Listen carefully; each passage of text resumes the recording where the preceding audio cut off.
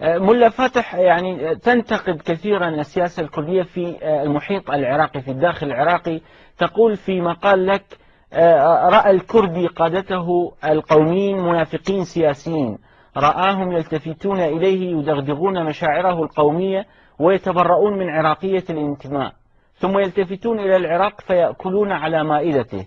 أليست هذه شطارة سياسية؟ يعني أليست هذا الفكر أو هذا التوجه شطارة سياسية من قبل القادة السياسيين الأكراد؟ هذه ليست شطارة، هذا نفاق سياسي، هذا يخالف الإنسان السوي لما يحمل فكرة معينة. ثم هذه الازدواجية لماذا؟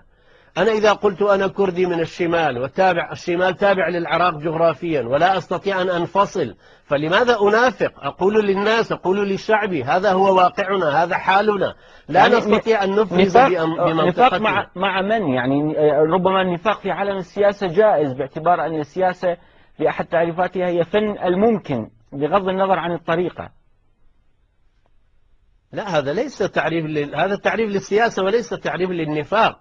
النفاق أولا مع الأكراد أنفسهم، يعني في جانبهم يدغدغون مشاعر الأكراد جيلا بعد جيل. الآن لدينا أكثر من 3 أجيال من الأكراد وهم يتمنون أن يروا الدولة الكردية، ولكن مع ذلك هؤلاء الساسة عندما يجلسون مع الاحتلال ومن قبلهم أيضا مع القوى الخارجية الأخرى، ثم الآن في الداخل مع القوى العراقية الأخرى، يتحدثون عن عراقية الانتماء.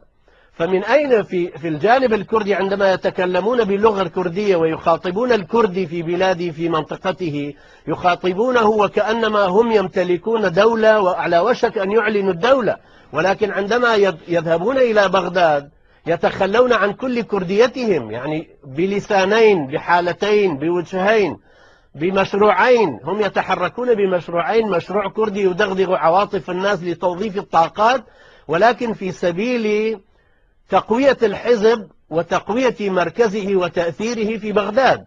نعم.